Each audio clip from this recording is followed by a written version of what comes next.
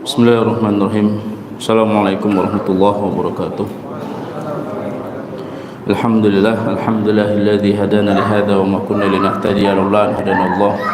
Asyhadu an la ilaha illallah wahdahu la syarikalah wa asyhadu anna Muhammadan abduhu wa rasuluh. Qala ta'ala ya ayyuhalladzina amanu taqullaha haqqa tuqatih wa la tamutunna illa wa antum muslimun. Ya ayuhan nasu taqu rabbakum alladzi khalaqakum min nafsin wahidah wa khalaqa minha zawjaha wa basta minhuma rijalan katsiran wa nisaa wattaqullaha alladzi tasaaluna bihi wal arham innallaha kana 'alaykum raqiba. Ya ayyuhalladzina amanu taqullaha wa qulu qawlan sadida yuslih lakum a'malakum wa yaghfir lakum dhunubakum wa may yuti'illaha wa rasulahu faqad faza fawzan 'azima.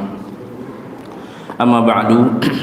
Allahumma salli wa sallim ala nabiyyina Muhammadin wa ala alihi wa ashabihi wa man tabi'ahum bi ihsanin ila yaumiddin. Alhamdulillah, segala puji hanya milik Allah Subhanahu wa taala yang banyak melimpahkan karunia dan nikmat kepada kita semua, sehingga di malam hari ini Allah Subhanahu wa taala masih memberikan taufik kepada kita semua untuk menghadiri majelis ilmu yang mulia ini, yang mana sesungguhnya jadwal pada malam ini adalah Al-Fadhil Ustaduna Muhammad Saim hafizahullah ta'ala, namun beliau berhalangan, beliau katanya safar, ya, kita doakan semoga Allah menjaga beliau dalam safarnya, amin ya rabbal alamin. Salawat dan salam semoga selalu tercurah kepada Nabi kita Muhammad sallallahu alaihi wasallam beserta para keluarga, sahabat dan umat yang senantiasa istiqamah di jalan beliau sallallahu alaihi wasallam. Ikhwani fi din rahimani wa rahimakumullah, Bapak-bapak, ibu-ibu dan jemaah sekalian yang semoga dirahmati oleh Allah Subhanahu wa taala. Kita masuk pada pembahasan dari kitab tauhid sampai bab minasyirki al-isti'adzatu bi ghairillah. Betul? Ya. Termasuk dari perbuatan kesyirikan memohon perlindungan kepada selain Allah. Ya. Setelah muallif menyebutkan atau mencantumkan bab terkait dengan termasuk dari kesyirikan bernadar kepada selain Allah atau untuk selain Allah, maka beliau rahimahullah ta'ala melanjutkan salah satu ibadah selain nadar adalah isti'adah, yaitu memohon perlindungan. Memohon perlindungan masuk dalam kategori ibadah, dan hal ini sebagaimana yang disebutkan di dalam firman Allah Subhanahu wa taala di dalam surat Fussilat ayat 36. Allah berfirman, wa imma yanzaghunaka minasyaitani nazghun fasta'id billah innahu huwas sami'ul alim. Dan jika engkau diganggu oleh syaitan dengan sesuatu gangguan, fasta'id billah. Allah berfirman, Allah memerintahkan untuk apa? Memohon perlindunganlah kepada Allah. Innahu huwas sami'ul alim. Sungguhnya dialah Allah yang maha mendengar lagi maha mengetahui. Di dalam ayat ini Allah memerintahkan, di dalam kaidah usul fiqh, ya, perintah itu bermakna wujub. Al-amru lil wujub. Perintah itu terkandung di dalamnya adalah kewajiban, dan Allah tidak mewajibkan sesuatu kecuali yang Allah ridhoi dan Allah cintai. Maka dari itu isti'adzah termasuk ibadah di dalam dalil ini. Dan kita pahami bahwasanya apa yang dimaksud dengan ibadah? Ada yang hafal ibadah? Mana ibadah? Ta'rif dari Syekhul Islam Ibnu Taimiyah, al-ibadatu hiya ismun jami'un likulli ma yuhibbuhu Allah wa yardah min al-aqwal wal af'al al-zahirah wal batin. Ibadah adalah segala sesuatu, ya, atau suatu nama yang mencakup segala sesuatu yang diridhoi oleh Allah dan dicintai oleh Allah, baik itu bentuknya berupa perkataan ataupun perbuatan, baik yang nampak ataupun yang tersembunyi. Nah, di dalam ayat ini menjadi dalil bahwasanya al-isti'adzatu atau meminta perlindungan atau memohon perlindungan itu termasuk ibadah. Kalau begitu, ketika seseorang beribadah tentu tidak boleh dipalingkan kecuali hanya kepada Allah saja. Makanya Syekh di sini menyebutkan di dalam babnya minasyirki al-isti'adzatu bighairillah, termasuk dari kesyirikan memohon perlindungan kepada selain Allah. Al-isti'adzatu, ya, al-isti'adzah, ya, para ulama menjelaskan yaitu apa? Talabul aun, meminta perlindungan, memohon perlindungan, ya, atau yang disebut dengan al-iltija wal i'tisam, memohon perlindungan. Kemudian di dalam ayat yang lain juga yang menunjukkan bahwasanya isti'adzah termasuk ibadah, ayat yang mungkin sudah kita hafal dan sering kita dengar, qul a'udzu birabbil falaq,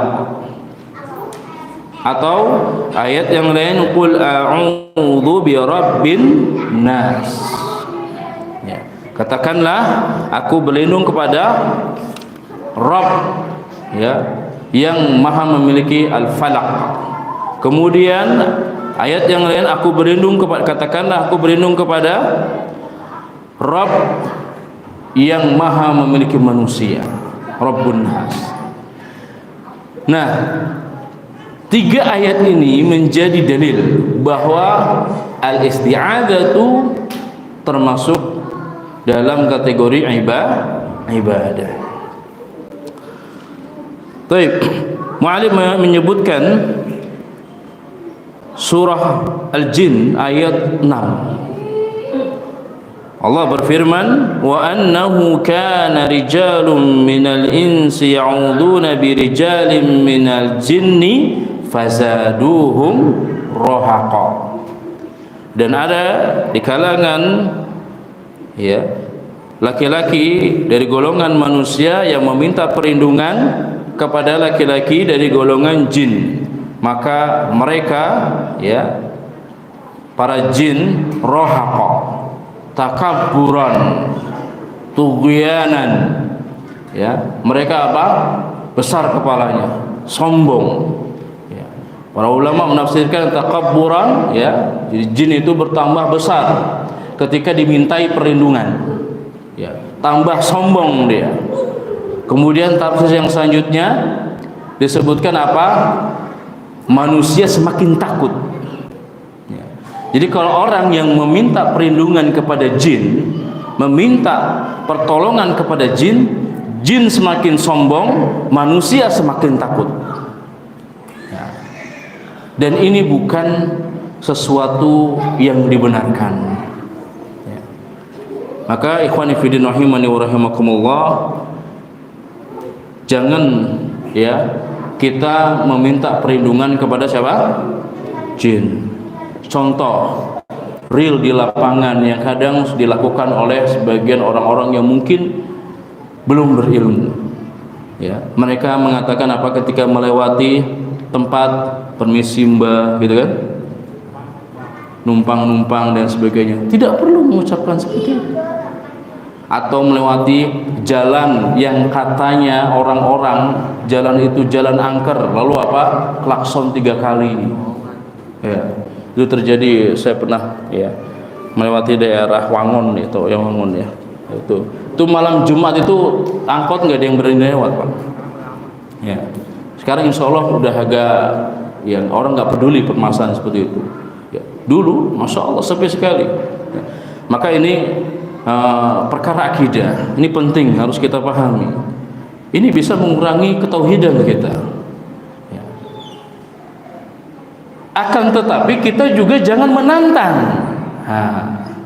Kita tidak boleh takut kepada jin, tapi kita jangan menantang. Saya ya coba tunjukkan mana jin, tampakkan. Jangan, nggak boleh. Sudah, kita berlindung kepada Allah saja. Ya. Dan jin memiliki karakter pendusta. Tabiat karakter jin itu pendusta. Ya, maka jangan dipercaya 100% ya. Ya. Kemudian kadang ya, contoh terjadi di realita ya, ketika meruqyah seseorang ya, jin itu mengatakan seperti ini. Dia kerasukan gara-gara apa? Disuruh sama tetangganya. Nah, itu jangan dipercaya. Kebanyakan mereka pendusta. Akhirnya apa? Kalau dipercaya, akhirnya dia bermusuhan dengan tetangganya, merusak tatanan hidup manusia. Begitulah. Dan kehidupan jin itu sama seperti manusia. Mereka ada yang belajar, mereka laki-laki dan perempuan, dan ini menjadi dalil ya bahwasanya jin itu ada kalangan laki-laki dan perempuan, dan mereka ada yang muslim, ada yang kafir ya, bahkan ada yang ateis, ada yang belajar agama, atau bahkan mungkin ada yang ahlu sunnah, ada yang ahlu bid'ah. Betul, ada. Mereka ada seperti itu. Ya. Mereka kalau betul-betul ya jin itu benar muslim, mereka tidak akan mau mengganggu kehidupan manusia. Maka seluruh orang-orang yang mengatakan saya punya jin dan sebagainya, betul mungkin dia muslim, bisa jadi musuhnya muslim yang fasik, ahli maksiat, bukan muslim yang taat. Jadi jangan percaya ya, oh saya diganggu ya gara-gara itu tuh yang mengirim misalnya. Jangan ya. Jadi ikhwan fillah rahimani wa rahimakumullah, ini harus kita pahami. Dan kita tidak boleh mengingkari adanya jin. Bahkan di dalam kitab I'anatul Mustafid, Syarah Kitab Tauhid yang ditulis oleh Syekh Shalih Al-Fauzan hafizahullah taala, beliau mengatakan barang siapa yang mengingkari adanya jin, kafara, dia kafir. Kenapa?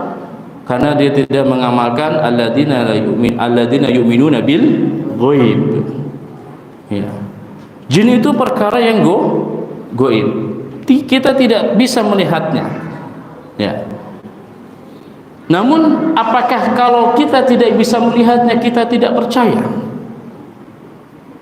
Berapa banyak hal-hal yang kita tidak bisa lihat di dalam dunia ini, lalu kita percaya adanya hal tersebut. Ada yang bisa mencontohkan hal-hal yang tidak kita bisa lihat ya. Namun kita apa? Percayakan hal tersebut. Contohnya apa? Angin, udara. Apakah kita bisa melihat? Enggak bisa. Hanya bisa merasakan. Tapi apakah kita tidak percaya dengan hal tersebut? Tentu kita harus percaya. Ya, justru apa? Akan dikatakan orang yang tidak waras kalau ada orang yang mengatakan saya tidak percaya adanya udara. Saya tidak percaya adanya angin karena saya tidak bisa melihatnya. Ini perkara dunia yang sering ya sehari-hari kita temui. Jadi jangan sampai hanya dengan beralasan kita tidak bisa melihat, lalu kita tidak percaya dengan adanya hal-hal yang gaib yang Allah ciptakan. Allah saja kita tidak bisa melihatnya, namun harus kita percayai. Rasulullah sallallahu alaihi wasallam di zaman kita, apakah kita bisa melihatnya? Tidak. Namun kita harus imani. Demikianlah ya cara beriman kepada hal-hal yang gaib. Ya, terkadang manusia karena mendewakan akalnya, ya, mendewakan otaknya, sehingga mereka meniadakan atau menolak ayat-ayat Allah. Mereka tidak mau dan tidak percaya dengan apa yang Allah firmankan. Di antaranya jin. Ada orang yang suka mengatakan begini, sudahlah, nggak usah percaya hal-hal seperti itu. Sekarang zaman sudah modern, begitu kan? Teknologi sudah canggih, nggak usah percaya yang perkara gaib itu. Ini bahaya perkataan ini. Bahaya perkataan ini. Ya. Kemajuan teknologi tidak mengurangi keimanan kita terhadap apa yang Allah firmankan dan apa yang Rasul sallallahu alaihi wasallam sampaikan melalui hadis-hadisnya. Maka jangan sampai kita membangga-banggakan teknologi dan sebagainya sehingga keimanan kita menjadi terkikis. Baik, kita lanjutkan. Di dalam ayat ini, pada pertemuan sebelumnya kita sudah membaca fawaidnya ya. Sudah ya? Sudah atau belum? Sudah ya, sudah habis. Ya. Di sana diantaranya ada tahrimul isti'adati bi ghairillah, haram memohon perlindungan kepada selain Allah. Nah, di sini ditafsir, dirinci. Memohon perlindungan kepada selain Allah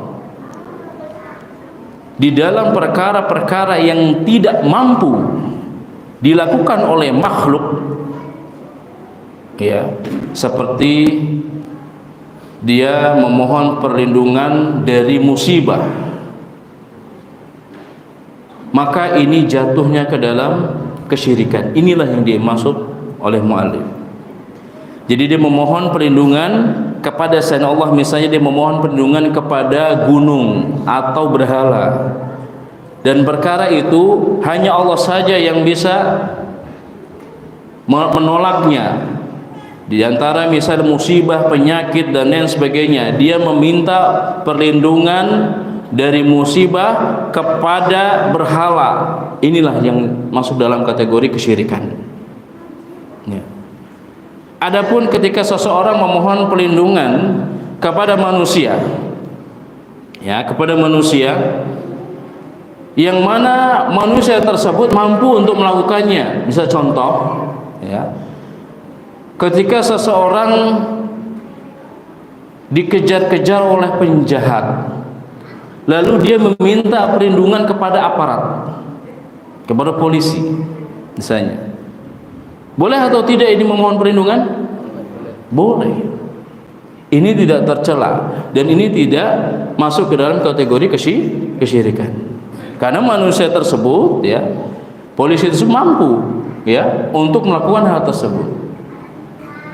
Dan terkadang aneh ketika seseorang memohon perlindungan kepada mayit. Ya. Mayit saja dalam kondisi dikubur, tapi dia meminta perlindungan kepada si mayit. Walaupun mayit tersebut, ya, termasuk orang soleh, tetap tidak bisa, ya, tetap tidak bisa. Karena apa? Karena secara hal-hal perkara dunia itu apa? Dia sudah tidak bisa melakukan apa-apa. Begitu. Ya. Kemudian yang kedua, ana man iltaja ila ghairillah khadalahu. Barang siapa yang bersandar kepada selain Allah, berlindung kepada selain Allah, Allah akan hinakan dia, Allah akan cerai-beraikan urusannya. Ya.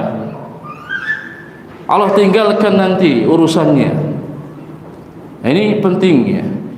Jadi jangan sampai kita memohon perlindungan kepada selain Allah. Karena apa? Segala urusan itu di tangan Allah. Mohonlah kepada Allah. Ketika kita dalam kondisi seperti misalnya masih pandemi, mohon perlindungan kepada Allah. Ya. Kemudian ketika kita melihat ada keburukan dan kita tahu bahwa hal tersebut akan menimpa kita, memohonlah kepada Allah. Ya. Perlindungan. Dan inilah ketauhidan kita akan diuji di sini. Ya. Terkadang seseorang itu diuji oleh Allah dengan sesuatu dan dia akan kemana arahnya. Contoh, ada orang yang diuji oleh Allah dengan kefakiran, dengan kekurangan harta. Namun arah dia karena mungkin tidak belajar agama dengan baik, dia malah mendatangi dukun-dukun. Dia malah apa? Mencari jimat, pesugihan dan lain sebagainya agar mendapatkan harta. Ini sudah apa? Bertentangan dengan akidah Islamiyah. Ya. Jangan katakan ini ikhtiar. Ya betul, mungkin ikhtiar, tapi ikhtiar itu terbagi menjadi dua. Ada ikhtiar yang dibenarkan oleh syariat dan ada ikhtiar yang tidak dibenarkan oleh syariat. Ya. Maka jangan sampai gadaikan ya keimanan kita hanya untuk perkara dunia. Dunia ini sementara, Bapak Ibu sekalian. Jangan sampai akidah kita hancur, runtuh ya karena perkara dunia. Dan ingat, akhirat itu kekal selama-lamanya. Ya. Dunia sementara. Ya. Orang yang cerdas akan menyiapkan bekal ya dengan sebanyak-banyaknya untuk kepergian dia yang lama waktunya, bahkan selama-lamanya. Bukan untuk yang sesaat.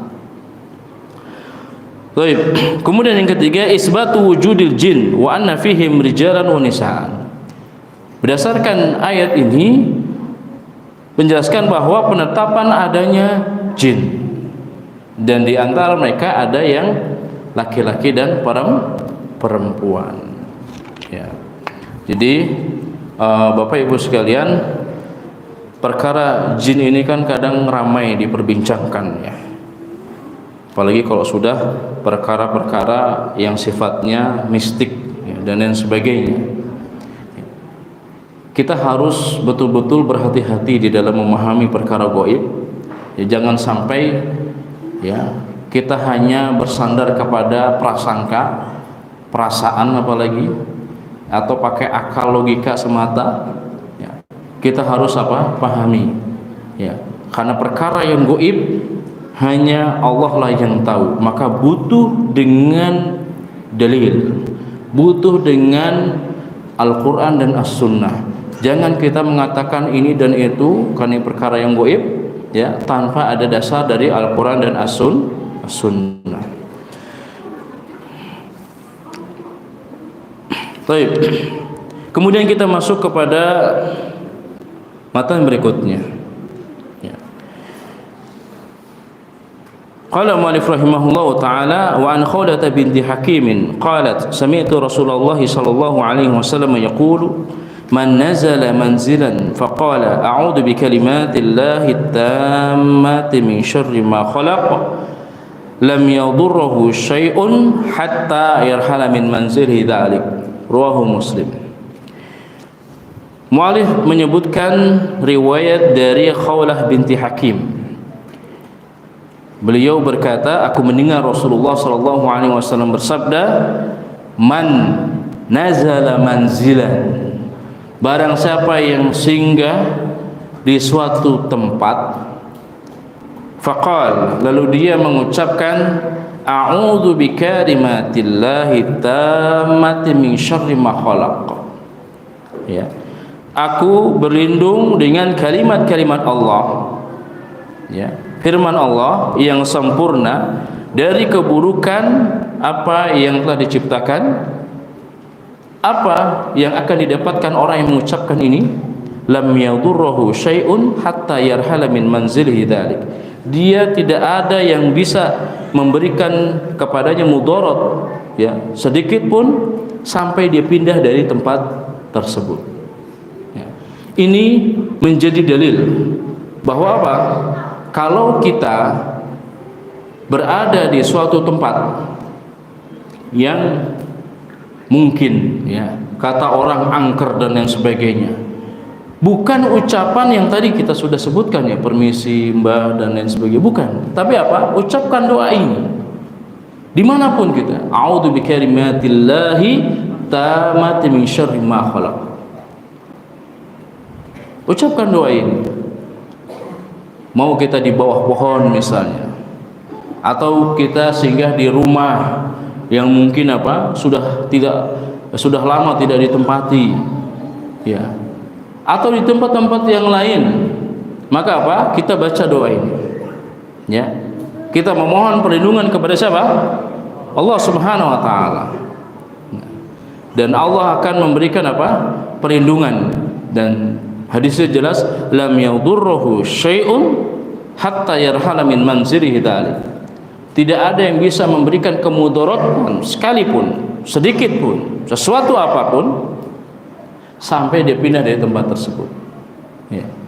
Ini sunnah Nabi SAW yang harusnya kita jaga, dan kita tidak perlu, ya, berlindung kepada makhluk yang lain, yang gaib yang lain, misalnya jin dan lain sebagainya. Tidak perlu, ya. Maka ini perlu dihafal doanya, insya Allah pendek ya doanya, dan harusnya sering kita baca ketika kita singgah di suatu tempat atau kita berjalan suatu jalan, ya, mungkin dalam gelap gulita ada sedikit rasa takut di sana, ucapkan doa ini. Ya.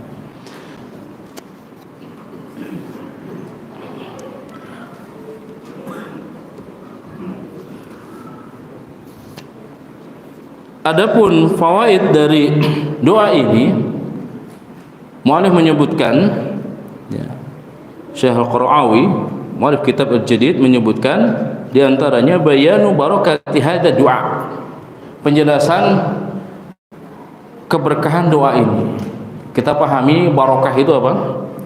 Kita sudah bahas tentang tabarruk, barokah. Apa ini maksud barokah? Ada yang tahu?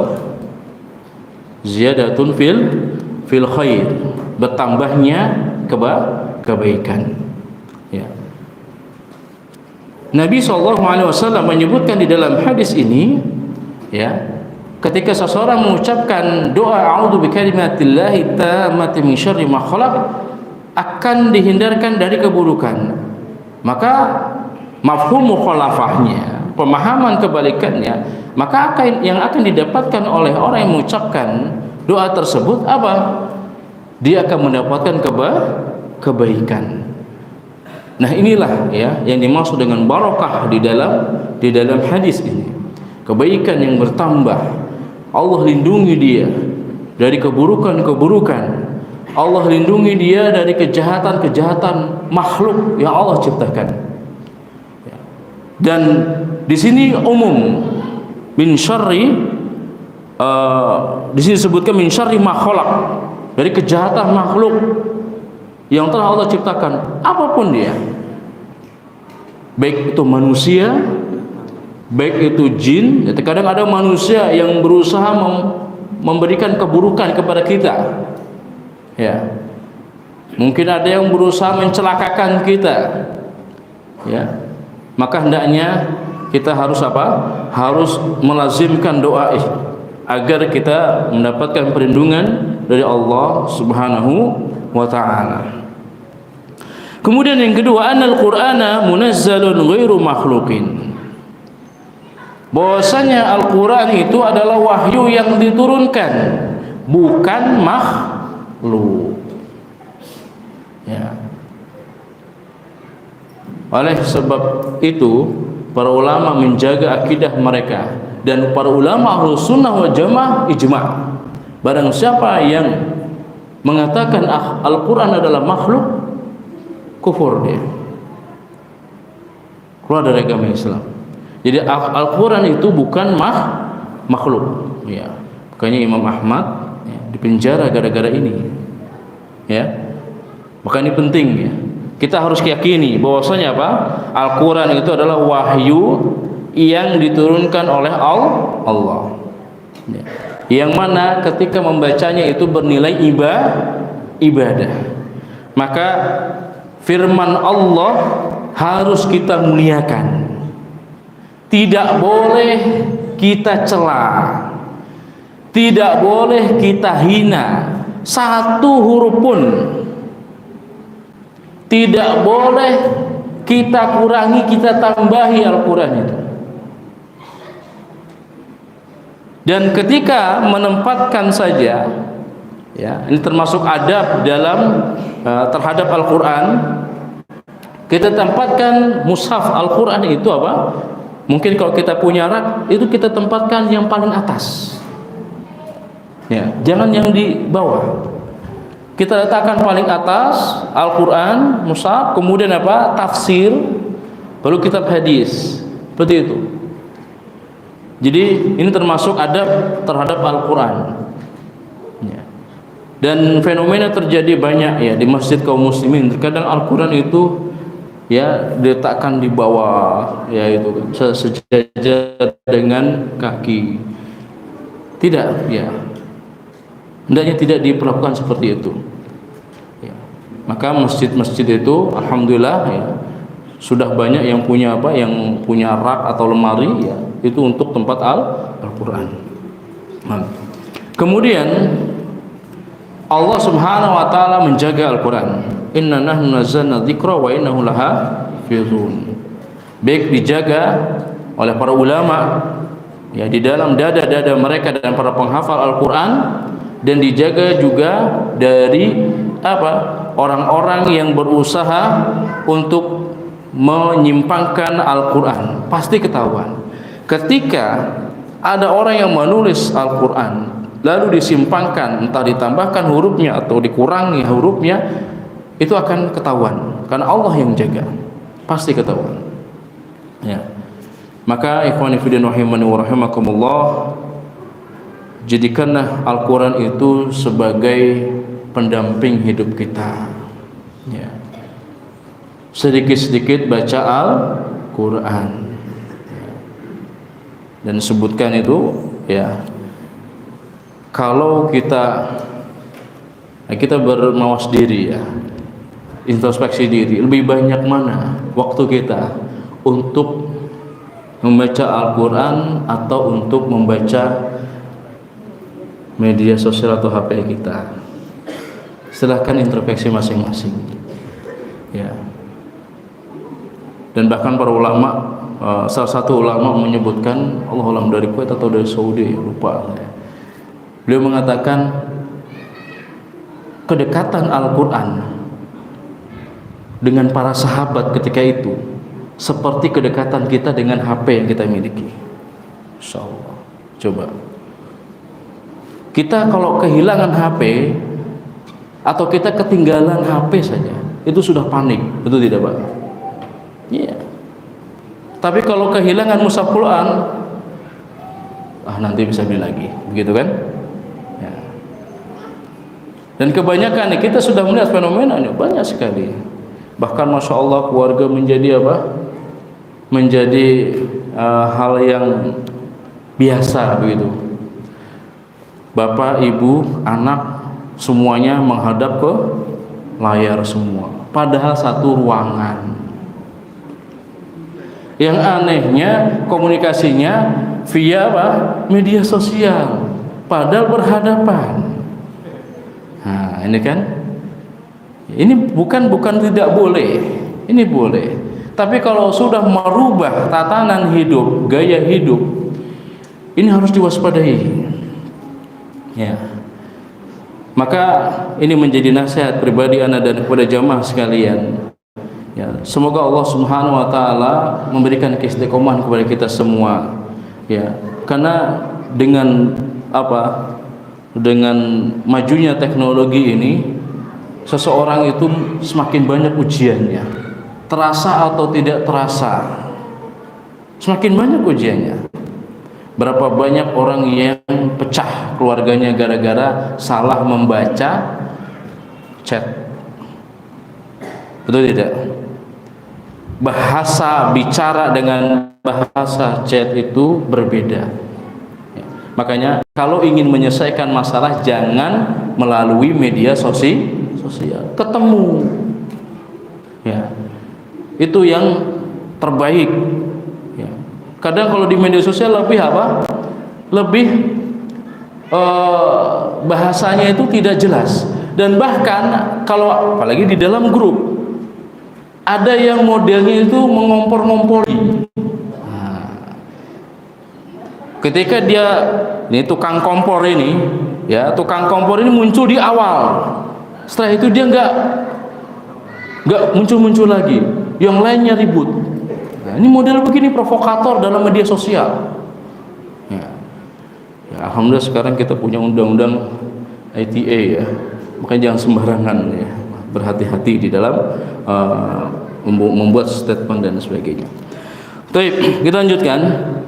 Yang ketiga, anna isti'adata la takunu bi ghairillah aw bi sifatin min sifatihi. Bahwasanya isti'adah memohon perlindungan itu tidak ada ya kepada selain Allah. Maksudnya apa? Tidak boleh dilakukan ya untuk kepada selain Allah. Ini jelas sekali. Ya. Dalam hadis ini kita diminta untuk a'udzu bikalimatillah. Aku berlindung kepada kalimat Allah. Ya. Artinya apa dalam kalimat Allah ini adalah Al-Qur'an. Betul Ustaz? Saya berlindung kepada Al-Qur'an. Al-Qur'an itu firman Allah, bukan makhluk. Ingat. Nah. Jadi jangan sampai kita salah memahami. Berarti saya berlindung kepada Al-Qur'an. Al-Qur'an kan makhluk. Nah, ini salah memahami. Al-Quran itu adalah firman Allah, bukan makhluk. Maka dalam hadis ini kita boleh berlindung kepada kalimat Allah. Kemudian yang keempat, bayanu kaifiyatil isti'adatil masyru'ati. Penjelasan tentang tata cara isti'adah yang disyariatkan. Kan banyak sigoh isti'adah ya. Jadi bentuk isti'adah itu banyak. Ada a'udzubillahi minasyaitonir rajim. Kemudian ada lagi apa? A'udzubillahi samii'il 'aliim minasyaitonir rajim. Ada a'udzu bikalimatillahi tammati min syarri ma khalaq. Banyak. Ya.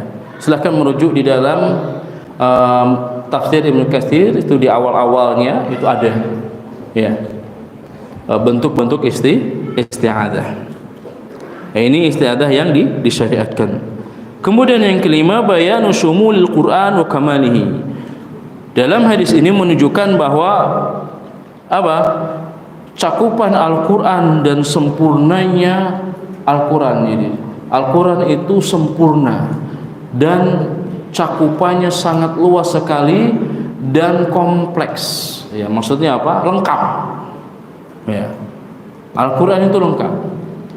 Ya, maka kalau ada orang yang memahami Al-Quran dengan baik, insya Allah dia akan mampu menghadapi kehidupan dengan beragam musibah, beragam ujian, cobaan dan lain sebagainya. Semuanya ada di dalam Al-Quran. Ya. Ini penting. Kalau kita punya masalah, kembali kepada Al-Quran. Ya kan jelas, fa in tanazza'tum fi syai'in farudduhu ila Allah wa rasulih. Ya. Solusi Al-Quran itu. Apabila kalian berselisih ya dengan tentang sesuatu, maka kembalilah kepada Allah dan Rasulnya. Ya. Ulama tafsir menyebutkan kembali kepada Allah, ya kembali kepada Al-Quran. Ya. Kembali kepada Rasul, kembali kepada apa? As-Sunnah. Nah, ini. Ya. Jadi insya Allah ya, ketika seseorang ya sudah memahami Al-Quran dengan baik ya, kita melihat para ulama ya terdahulu, masya Allah, hidup mereka itu tenang walaupun dalam kondisi yang mungkin jauh dari ya kehidupan dunia kita. Zuhud dan waraknya mereka membuahkan hasil dengan keilmuan mereka, sehingga apa? Nama-nama mereka masih disebut ya oleh para penuntut ilmu hingga detik ini. Seperti nama Al-Imam Nawawi rahimahullahu taala, Syekhul Islam Ibnu Taimiyah, Al-Imam Syafi'i rahimahullahu taala, jelas banyak. Dan ini menjadi pemicu untuk kita, menjadi motivasi bagi kita semua agar kita menjadikan Al-Quran itu sebagai jalan hidup, sebagai bahasa sekarang itu protokol ya. Sebagai apa? Sebagai alur bagaimana kita hidup di dunia ini, dan kita berdoa selalu agar mendapatkan ridha Allah Subhanahu wa taala. Maka Bapak Ibu sekalian, janganlah kita meyakini ya, ada sebagian orang yang punya anak ya tertarik dengan Al-Qur'an, dia mungkin tidak bisa ilmu teknik dan yang sebagainya, dia merasa minder. Jangan. Dan mulai detik ini Allah sudah apa? Sudah tampakkan sekarang. Jadi enggak usah khawatir. Anak-anak yang memiliki hafalan Al-Quran yang baik, Allah akan muliakan baik di dunia maupun di akhirat kelak. Untuk melanjutkan pendidikan sudah banyak ya, beasiswa melalui penghafal Al-Quran sudah banyak. Jadi bahasa mudahnya seperti ini, tidak ada rugi ketika seseorang menghafal Al-Quran, nggak ada ruginya sama sekali. Justru apa yang ada? Barokah, ya, keberkahan, kebaikan-kebaikan. Ya. Ya sekarang masya Allah orang mau masuk pesantren masih saja ada yang beranggapan seperti itu. Mau masuk pesantren kemudian dia ingin menghafal Quran atau masuk sekolah dasar yang di sana tahfidz Quran,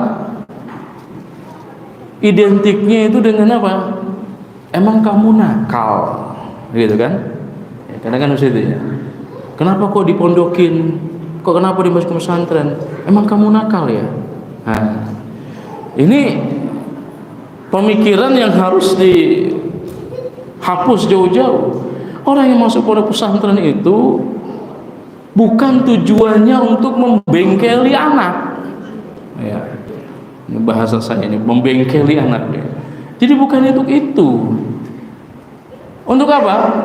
Untuk agar anak tersebut dekat dengan Allah, bisa beribadah sesuai dengan apa aturan Allah dan Rasulnya, dan bisa menghafal ayat-ayat Allah, firman-firman Allah.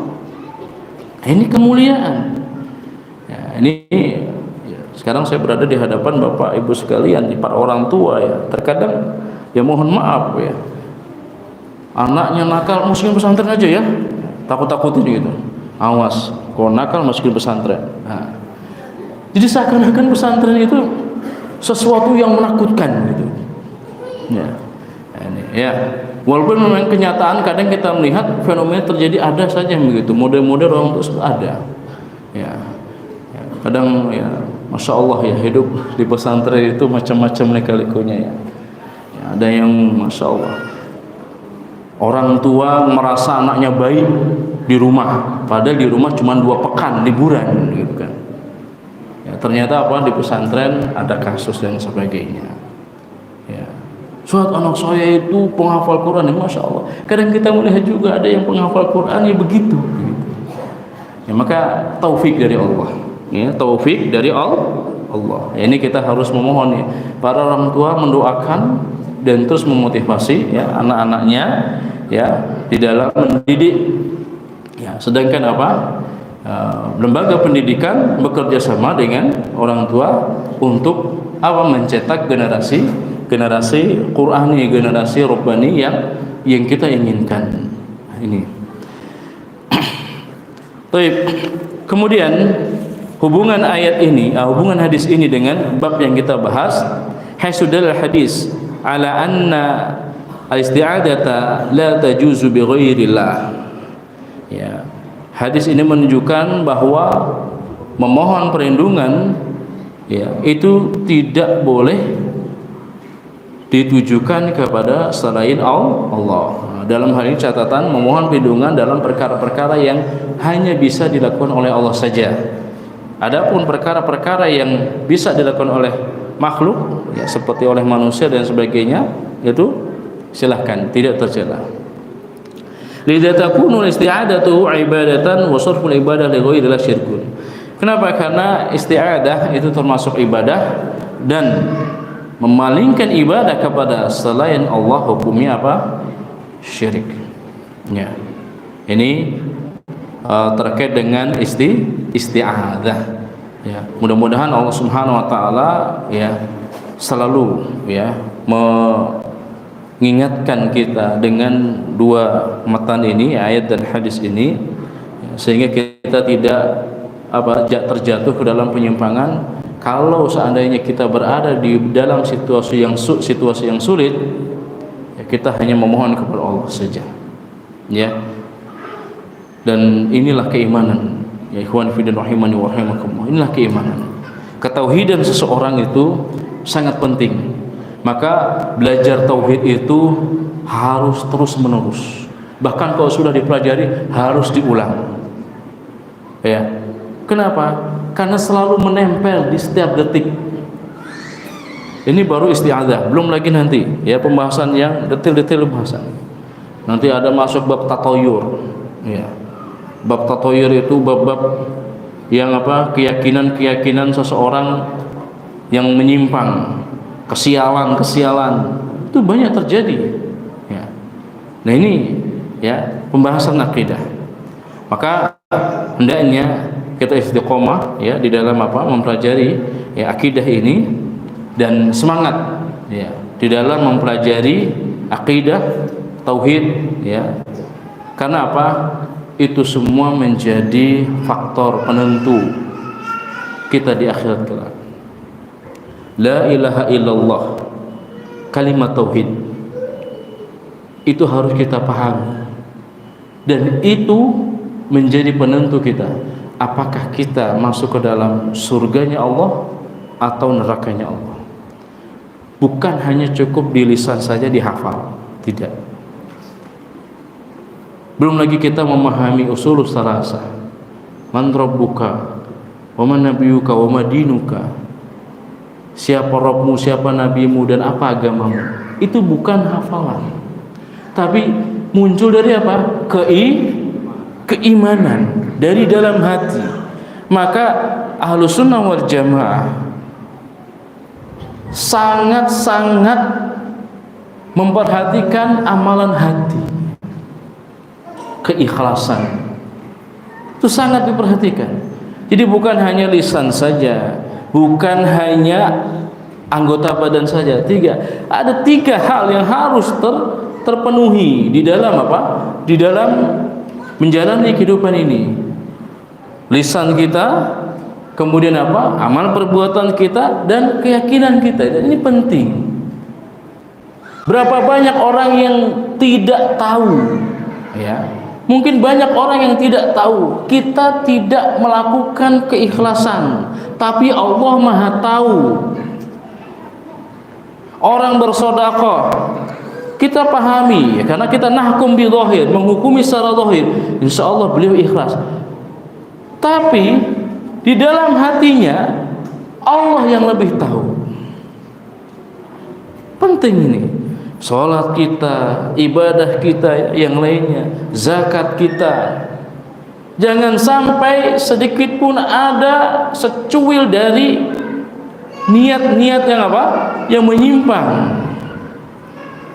Salat ya, kadang ya masya Allah ya, setan itu selalu menggoda. Apalagi zaman sekarang, zaman orang yang hampir semua itu pengen viral, begitu ya. Betul tidak? Ya. Semua itu pengen viral. Sedekah, pasang status. Kalau perkaranya untuk untuk laporan atau memotivasi orang lain agar bisa bersedekah, itu ahsan, itu baik, tapi itu tipis loh. Hati-hati. Ya, hati-hati. Ya. Hati-hati. Ya, maka ini ya. Jadi kita terus ya. Kadang syaitan itu menggodanya itu, masya Allah, ya pintar sekali. Baik, demikian ya bab yang kita bahas. Insya Allah nanti kita lanjutkan tanya jawab. Insya Allah pada pertemuan berikutnya kita akan masuk kepada bab istighosah. Ini kita bab istighosah ini masuk insya Allah.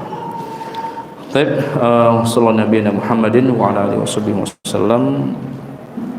Akhirul da'wana alhamdulillah rabbil alamin. Kita azan dulu. Baik.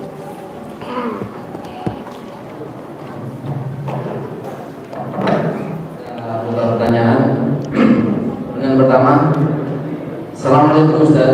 Assalamualaikum. Ada sebidang tanah yang sudah puluhan tahun tidak diketahui siapa pemiliknya, bahkan penduduk asli di situ pun tidak tahu. Bila saya menggunakan sementara sebagai parit pembuangan air sampai saya dan warga lainnya membuat saluran got secara swadaya, apakah perbuatan saya ini termasuk kezaliman? Baik. Bismillah, alhamdulillah, wassalatu wassalamu Rasulillah wa ala alihi wa sahbihi wa ma ba'd. Sebenarnya ini pertanyaan dari matan yang lalu ya, yang apa? La'anallah man ghayyara manaral ard. Allah melaknat siapa saja yang merubah batas patok tanah. Nah, karena ini termasuk kezaliman. Ya, terkait dengan pertanyaan yang tadi dibacakan, ya, tanah tersebut secara swadaya dimanfaatkan oleh warga. Alangkah baiknya ditanyakan ke badan pertanahan terlebih dahulu. Barangkali di sana ada datanya. Ya. Jadi jangan mentang-mentang sudah kumpul, ya ini nggak pernah dipakai, ya lalu apa dieksekusi oleh warga. Ya, jangan seperti itu. Nah, ini khawatir nanti yang punya tiba-tiba datang. Nah ini, ya, akhirnya jadi masalah kan? Ini ahsan ya. Ditanyakan dulu ke badan pertanahan, insya Allah ada datanya. Nah kalau tidak ada datanya, maka aparat setempatlah ya yang berhak berwenang untuk menentukan, ya. Jadi harus tetap berkoordinasi dengan aparat setempat, ya. Terkait misalnya sudah sudah telanjur dibuat parit dan sebagainya, mulai besok mungkin segera diurus, ditanyakan ke BPN. Ya, kan ada tuh Badan Pertanahan Nasional ya. Tolong ditanyakan agar tidak terjatuh ke dalam kezaliman. Ya, ini namanya zalim bareng-bareng nanti ya. Satu warga ini jangan sampai seperti itu. Ya. Ya, jadi hati-hati kita di dalam bertindak.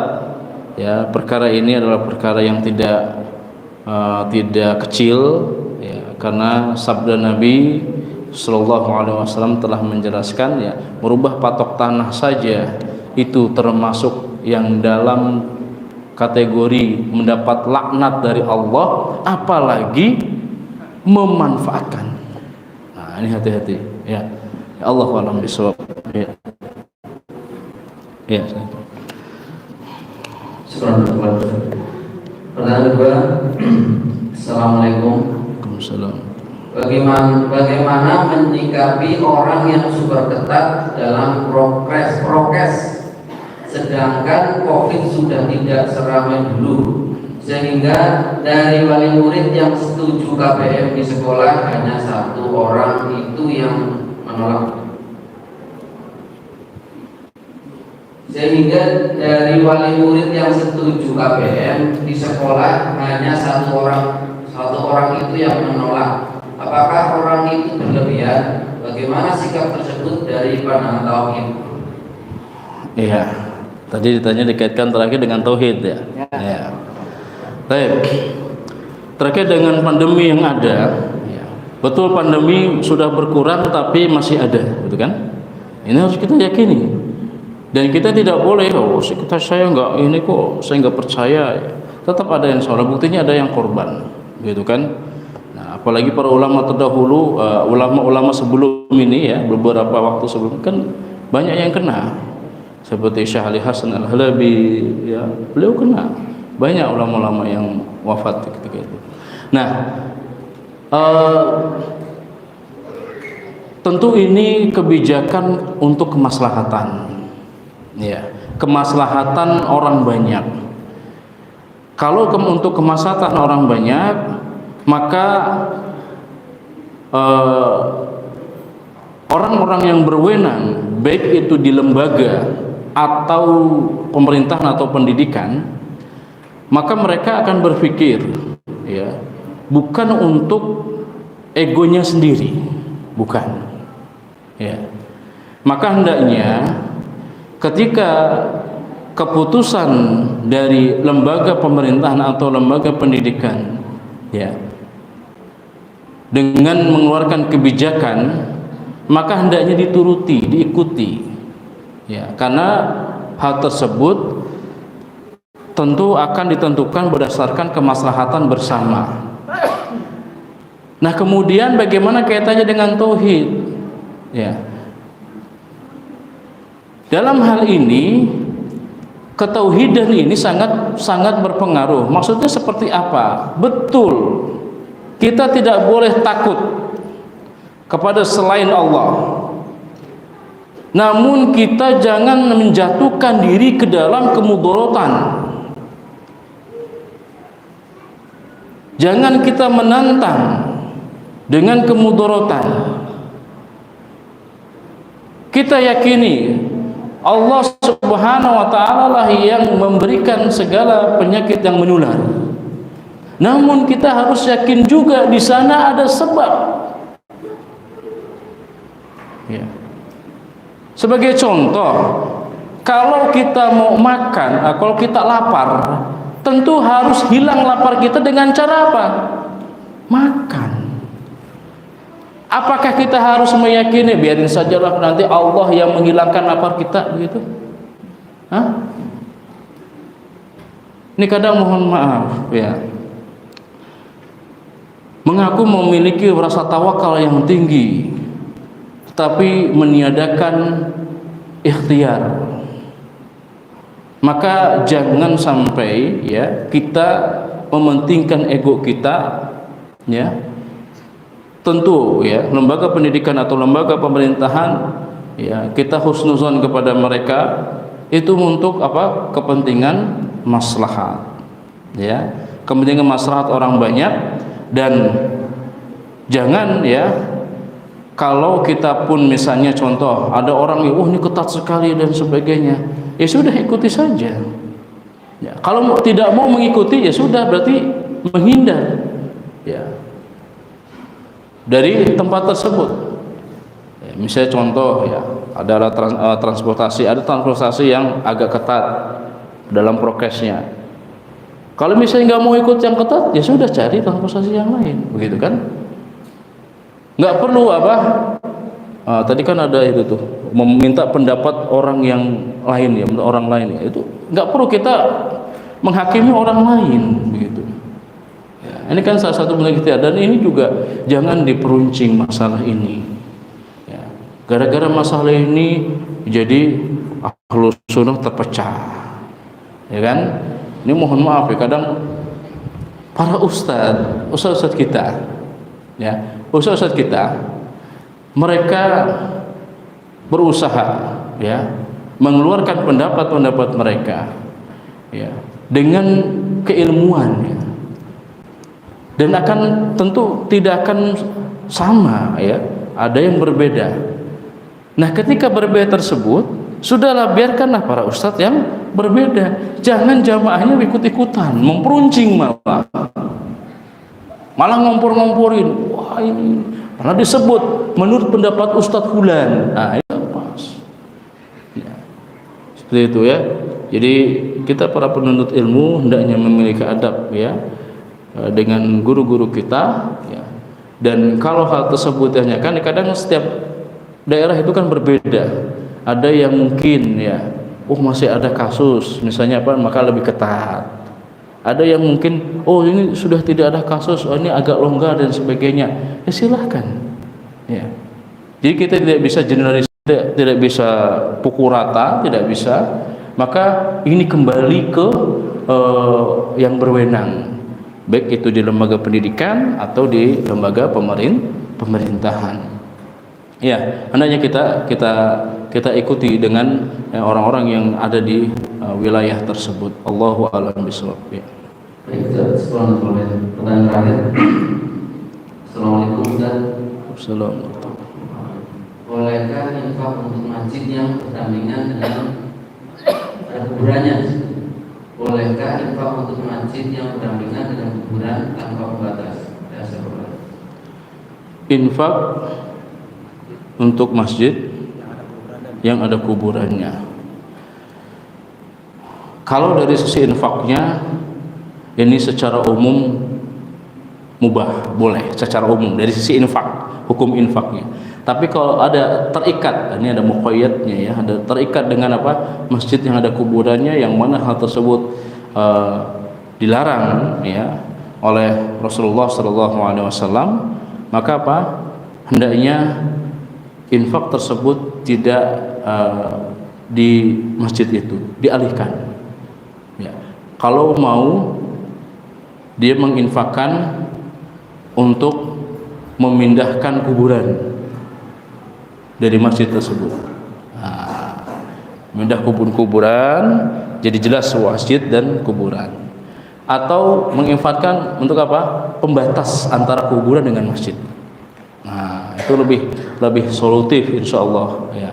Jadi dibuat pagar ya, pembatas atau jalan, diinfakkan jalan ya, pembatas antara masjid dengan kuburan, itu ahsan ya. Begitu ya, insyaallah solusinya seperti itu ya. Terkait tadi ada titipan sebenarnya ya, terkait dengan fenomena yang sekarang terjadi ya. Ini masya Allah ya, kesyirikan di zaman ini itu lebih keren daripada zaman dulu ya. Yaitu kesyirikan apa? Boneka, boneka arwah. Ini lagi heboh ya sekarang ya. Ini Anda juga baru tahu tadi itu dikabarkan, walaupun hanya ya di HP hanya sekilas saja. Sebenarnya apa yang diyakini di boneka ini? Ada yang tahu? Apa yang diyakini di boneka ini? Ada yang tahu? Itu apa dia seperti dianggap seperti anak ya, itu seperti dia bernyawa, jiwa. Bernyawa. Ya. Terus? Dia menganggapnya itu bisa seperti misalnya orang melihara kucing ya, kucing kadang diajak bicara dia seperti itu. Di TV seperti itu. Terus ada unsur misalnya dia keyakinan membawa barokah, membawa keberuntungan. Ini menyimpang jelas. Yang pertama ya, satu, arwah itu hanya Allah yang punya. Manusia nggak bisa ngasih arwah ya. Kalau boneka itu bisa bergerak sendiri, itu bukan arwah boneka, itu jin jelas. Dan jin senang dengan boneka-boneka itu ya. Makanya kalau orang meruqyah itu boneka itu ditutup semua. Karena apa? Nanti akan ngumpet di mana, di boneka itu ya. Nah kemudian ini penyimpangan tauhid yang sangat-sangat jelas sekali. Ini rububiyahnya Allah. Hanya Allah yang bisa memberikan arwah. Lalu ada orang yang meyakini ada yang bisa memberi arwah selain Allah. Ini syirkun akbar. Kufur ini orang. Kok diyakini begitu? Ini rububiyahnya Allah. Ya. Kalau dia yakini hal tersebut, ya, bahwasanya boneka itu diberi arwah oleh selain Allah, ya, dan kita tidak mungkin percaya bahwasanya Allah memberi arwah kepada boneka itu, ya, dan Allah Maha Tahu, ya. Dan sekarang para nabi sudah wafat semua, tidak mungkin ya bisa mendapatkan wahyu dan lain sebagainya. Ada orang yang mengaku mendapatkan wahyu dan sebagainya. Maka apa? Kita tidak boleh ikut-ikutan meyakini bahwasanya boneka arwah itu benar adanya. Kalaupun benar, itu bukan arwah dari Allah Subhanahu wa taala. Itu permainan dukun, jin dan lain sebagainya. Itu sisi yang pertama satu. Yang kedua, dia yakini bahwasanya boneka itu ada membawa keberkahan, keberuntungan. Apa bedanya dengan jimat-jimat berarti ini? Keberuntungan, keberkahan itu datangnya dari Allah, bukan dari boneka itu.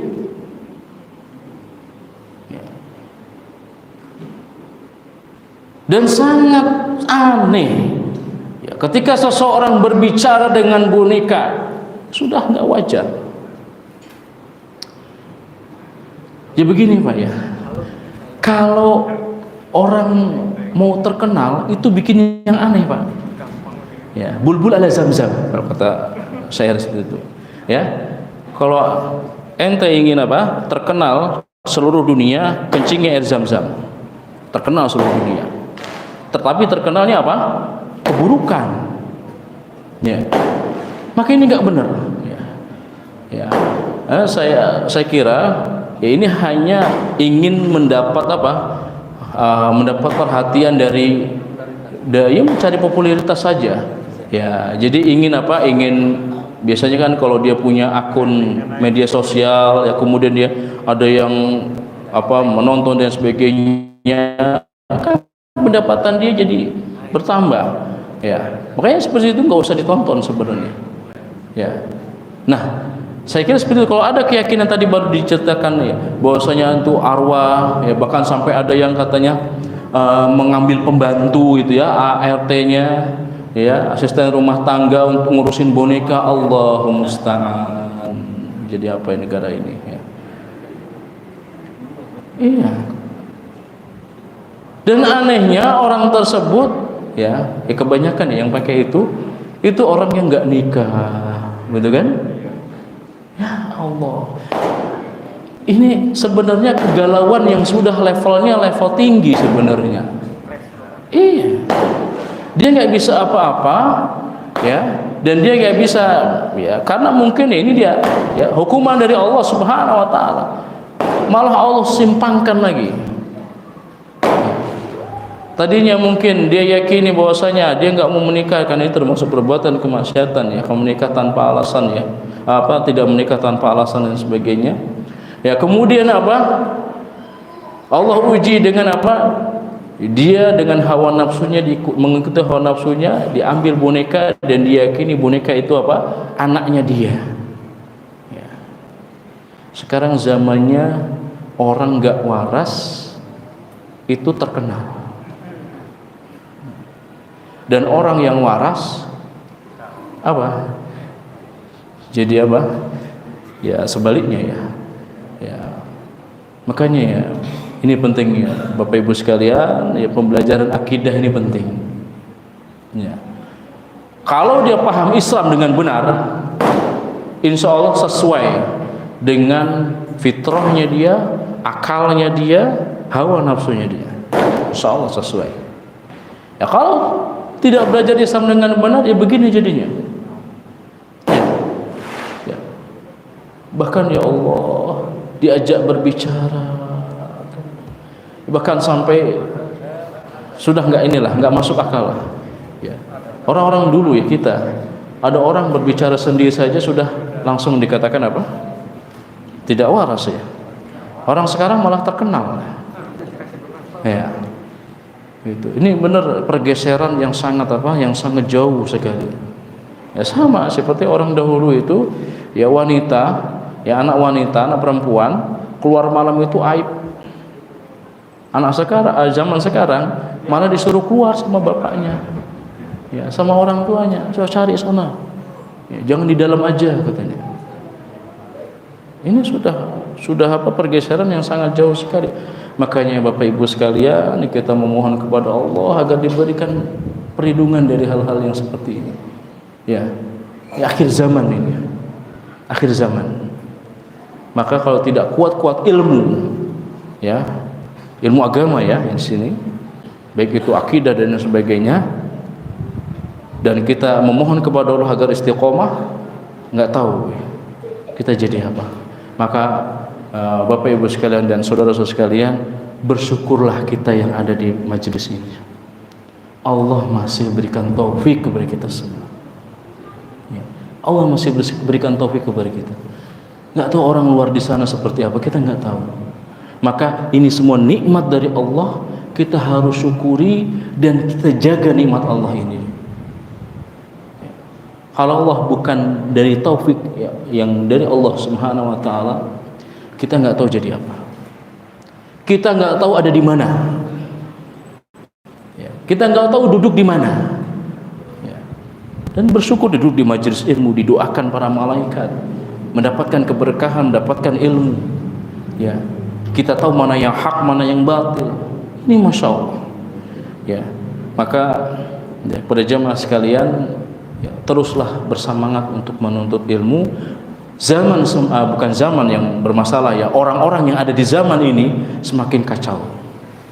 Maka tidak lain dan tidaklah bukan obatnya adalah menuntut ilmu. Rajinlah menuntut ilmu, semoga dapat menolong kita nanti di dunia dan di akhirat. Allahu a'lam bissawab. Mungkin itu saja dari kami. Inilah kita tutup sama-sama perjalanan malam ini dengan doa kepada majelis. Subhanakallahumma wa bihamdika, asyhadu an la ilaha illa anta, astaghfiruka wa atubu ilaik. Assalamualaikum warahmatullahi wabarakatuh. Salam.